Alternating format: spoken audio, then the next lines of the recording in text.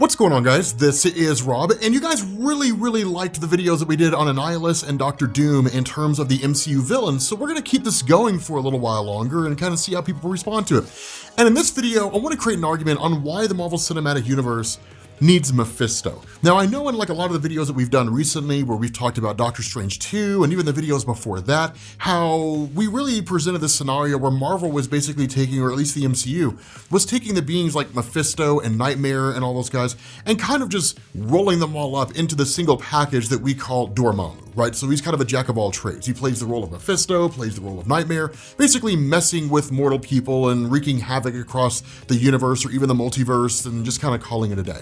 But let's say we deviate from that for a second. And let's say that we focus on the idea that like Mephisto is a being that could actually appear in the Marvel Cinematic Universe. I think it'd be great to have him there, but we'll also talk about one of the big drawbacks when it comes to having Mephisto in the MCU and how it could actually be difficult to have him there. So first things first, those of you guys who are unfamiliar with Mephisto, and I'm sure most of you guys have the idea of him by now if you've been watching literally any of the TV shows from Marvel since WandaVision. But for those of you guys who don't, Mephisto is one of the many iterations of what we would call Satan in Marvel Comics. There really is not a tried and true Satan in Marvel Comics. The closest we got to that was during Al Ewing's Immortal Hulk run, when we learned about a being called the One Below All. But at the end of that story, we ended up learning the One Below All was basically what happens when the One Above All hulks out, right? So like the one above all being God. So what happens when God becomes the Hulk? He becomes the one below all. Just this huge ethereal being, right? Just ridiculously powerful OP being. But it wasn't really like the one below all was like some being out there created by the one above all who like challenged his reign and then was cast out of what you would call heaven and confined to what we would call hell. That wasn't really the case, right? So when it comes to these different ideas of the hell dimensions, these are what are called the splinter realms. And the splinter realms were basically just part and parcel to what was called the dark dimension at one point in time in Marvel Comics. Now, in the old Magic comics from back in like the 80s, I think, maybe the 90s, basically the way it was explained in really kind of a hand-wavy fashion is that somewhere along the line, some sort of an event took place and basically fractured the dark dimension where it only had like a giant chunk and then the other remnants were kind of splintered out into a whole bunch of other smaller realms. The result of this is that these different beings, these hell lords, fear lords like Nightmare, people like that, the Dweller in Darkness and so on and so forth, they ended up basically taking over these little pieces, these little shards, if you want to call them that, of what used to be the unified dark dimension and then making them their own little realms. Now, the question has to be asked here, why is it that someone like Mephisto doesn't conquer the realm of someone like Nightmare and absorb it into his own? So this was answered last year in a story called Spirits of Ghost Rider, the Mother of Darkness, or I'm sorry, Mother of Demons. And basically what it said is that all these different hell lords had entered into a kind of pact, right? You stay away, I stay away, that sort of thing. And that for the most part, when they round up people's souls, that is really more like bragging rights, right? Which demon has the most souls? Now, in terms of Mephisto, again, we don't really know his origin. Part of this is because of the fact that he's literally a god of lies. So can you really even believe his origin if he gave it to you?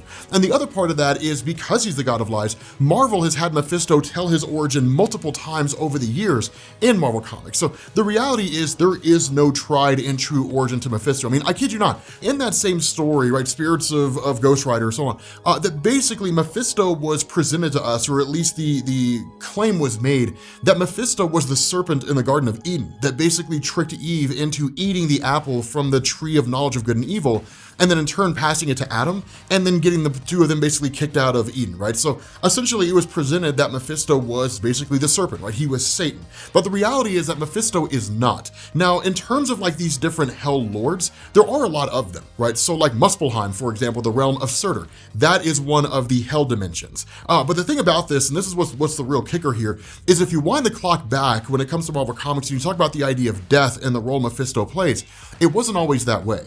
Initially, when Marvel first launched or first became Marvel and you had like the old Thor stories, all you had was Tales of Asgard written by Jack Kirby. And it was basically this idea that essentially everybody who dies goes to the realm of Hela, unless you die in honorable combat, and then you go to Valhalla. And then they introduced like Mistress Death and a whole bunch of other people. What the introduction of Mephisto did is it basically told us that where Mephisto has his own realm of hell and literally tortures and torments the people in there, that it's not uncommon for Mephisto to leave his realm to show up on on Earth strike deals or bargains with mortals, and then in turn collect their souls at a later point in time when they basically die, and then take their souls to his own realm of hell. All the Hell Lords do that. Every single one of them do that. Surtur does that, and like Damon Hellstrom does that, and Mephisto does that. They all basically do that. Now, what makes Mephisto unique and what makes him so intriguing is really his personality, his character, and like watching him fail. A really good example of this is that in Marvel Comics, Mephisto has routinely tried to corrupt the soul of the Silver Surfer, and it cannot be done. The Silver Surfer's soul just cannot be corrupted. This guy is just a pure, incorruptible being. So it's kind of like this on-running subplot that Marvel has with the Silver Surfer that's been happening for decades, right? For like 50 years, where they've been trying to get Mephisto to like corrupt the Silver Surfer soul, and it just never works. But by and large, when Mephisto shows up on Earth, what he'll do is he'll basically present you with what it is that you want most, right? So let's say that you wanted like $1 billion, right? That Mephisto would in turn come to you and say, hey, so I can give you $1 billion, right?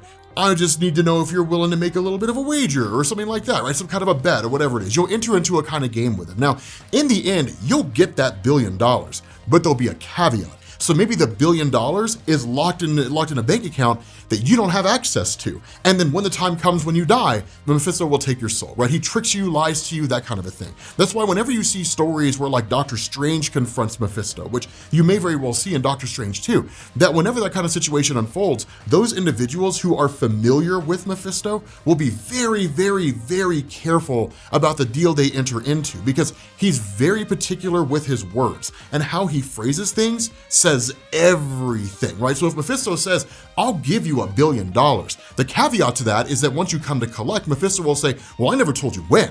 I just told you I'd give you $1 billion, like that kind of a thing, right? So having said that, let's talk about the MCU. Let's kind of transition to the Marvel Cinematic Universe. So the reality of this is that what makes Mephisto so cool, and what would make him so interesting, is you could literally see people like getting into bargains with Mephisto and then use that as a means to expand the Marvel Cinematic Universe. A perfect example of that is the mother of Doctor Doom, right? We talked about that in the last video that we did about Doctor Doom, so kind of a nice little way to reference back to that video that we did. But the reality here is that Doctor Doom's mother had struck a bargain with Mephisto in order to attain the power necessary to cast out the Baron who had basically ruled the land her people existed in, so her people could take their land back. The reality is she didn't understand what she was getting into. She basically tried to stop the Baron, she failed, and then she was killed, and when she was killed, Mephisto took her soul. That's the entire basis behind why Doctor Doom does what he does. So introducing Mephisto in that way is a great way to potentially introduce somebody like Doctor Doom into the MCU. More so than that, Mephisto has the Wolverine effect, right? So if you introduce Wolverine into the Marvel Cinematic Universe, what you could do is you could say, he's had all these moments over the course of his timeline, all these little things that he's been a part of, right? Like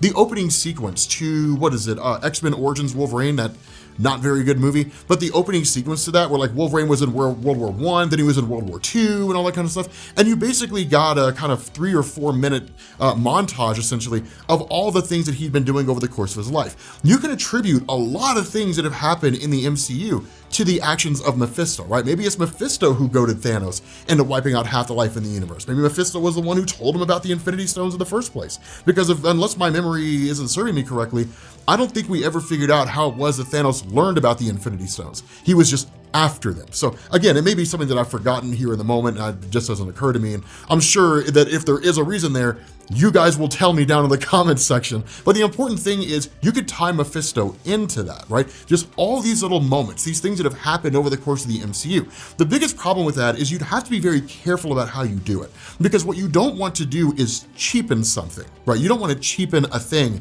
just because you want to introduce Mephisto. So this is probably like a really terrible example, but like in that moment when Black Widow like jumps off, basically sacrifices her life in order for Clint Barton to get the Soul Stone when they were on Vormir, if they were to be like, well, Mephisto was the one to get her to do it, 1, that's stupid, and then 2, it would cheapen the hell out of it, because the significance of that moment was that Natasha knew the sacrifice that she was making. More important than that is like everything we learned about her personal life. So like her sister Yelena and all that kind of stuff. And it's just like, okay, damn, she left all that behind. She sacrificed all that just to basically ensure the Soul Stone would be passed on to Clint Barton so they could literally save the entirety of the universe, right? All of creation. So that would cheapen the sacrifice of Natasha Romanoff. But you get what I'm saying in terms of like being careful about how it's done. Now, the other big issue with introducing Mephisto into the MCU, and this is really the tough sell on making it work, is Mephisto only matters when he's with other people. Mephisto only works when you have him making a bargain with someone else, right? So Mephisto making a bargain with Johnny Blaze and then turning him into the Ghost Rider. Those are the only real times that Mephisto ever works, right? Doctor Doom, Doctor Strange teaming up to get Doctor Doom's mother's soul back from Mephisto. That's an example. When Mephisto fought Galactus in his own realm. That's an example, right? There was one point where basically I think Mephisto either kidnapped, it had something to do with the Silver Surfer. It's been 15 years since I read this story, so you're gonna have to bear with me. My memory's a little fuzzy on this, and I'm kind of doing it spur of the moment. But in effect, Mephisto was trying to corrupt Silver Surfer's soul, and then either he had kidnapped Silver Surfer or Frankie Ray or somebody, and then took them to his realm. And so ultimately Galactus followed suit. And I'm pretty sure it was a Silver Surfer he'd taken because he believed that he could corrupt the Silver Surfer soul in his own realm where he's the most powerful. Kind of a fun fact, the longer Mephisto's away from his own realm of hell, the weaker he becomes. But he had taken Silver Surfer to his own realm, and then in turn Galactus followed suit to get the Silver Surfer back, and then a great big huge fight broke out between the two. And had the battle lasted any longer, it probably would have destroyed the universe. That's how powerful Mephisto is, right? He's just ridiculously OP. But again, I use the example of like Mephisto and Thanos and the Infinity Stones because those of you guys who are familiar with the Infinity Gauntlet storyline know that Mephisto was kind of manipulating Thanos so that he could at some future point in time take the Infinity Gauntlet for himself, right? That was his goal. But again, that's the nature of Mephisto. He works better when he's bouncing off people, when he's making bargains with people. So having Mephisto in the MCU, I don't really see him being introduced as like the main bad guy in the same way that like Thanos was, or like the way Kane the Conqueror is, or any other villains that we will see in the future of the MCU. He's not really an in-your-face kind of villain. He's an operate from the shadows, behind the scenes, swindling people, making deals. The whole Spider-Man One More Day storyline that we are like obliged to mention because somebody in the comments is gonna be like, you forgot about Spider-Man One More Day. That we have to mention that. So in any event, like he's one of those guys that operates behind the scenes, right? From the shadows, not really in your face. There aren't very many instances where Mephisto's like, I'm gonna conquer the world, and then just like shows up and just starts attacking the Avengers. It doesn't really happen all that often. In fact, I don't even really think that's happened at all. It'd be cool if it did, but like that doesn't really take place, right? He just manipulates and that sort of thing. So if you did see Mephisto in the Marvel Cinematic Universe, likely there would be allusions to him, like what we've seen so far, building up to some definitive moment when Mephisto had actually meddled in the affairs of people, right? Like manipulated somebody into doing a series of things. That's why right now, Doctor Strange 2 in the Multiverse of Madness, if ever there were a time to introduce Mephisto into the Marvel Cinematic Universe, now's it, right? If it doesn't happen here, it will probably never happen. The only exception to that is when they introduce Ghost Rider. But as far as we're aware, Agents of S.H.I.E.L.D. is still in continuity, and Mephisto was never really seen in Ghost Rider. Robbie Reyes got his powers from the Good Samaritan, which was either Johnny Blaze or Danny Ketch. I don't remember which one they came out and said that it was. I'm pretty sure it was Johnny Blaze because he's the most popular, although whenever people think of Ghost Rider, they're actually thinking of Danny Ketch in terms of the look. But the thing about this is that that Mephisto was not introduced there, so assuming that it's all in continuity and we end up seeing Robbie Reyes from Agents of S.H.I.E.L.D. rolled over into the greater Marvel Cinematic Universe, that there won't be any reason to believe Mephisto would be seen there either, unless they like reboot the whole Ghost Rider mythos, and then you would see Mephisto introduced. But beyond these two instances, right, Doctor Strange 2 or the introduction of Ghost Rider at some point in time, if you do not see Mephisto under those two circumstances, you probably never will, which kind of makes sense to a degree. I mean, I think at the end of the day, we can all kind of admit it is a bit of a tough sell that Disney would introduce basically Satan into the Marvel Cinematic Universe and sign their name to it. It would piss off all the Christians here in the United States. So with that being said, guys, we're gonna bring this video to an end. Let me know what you guys think about seeing Mephisto in the Marvel Cinematic Universe. And thank you all for watching, and I will catch you all later. Peace. I almost got to do peace. Peace.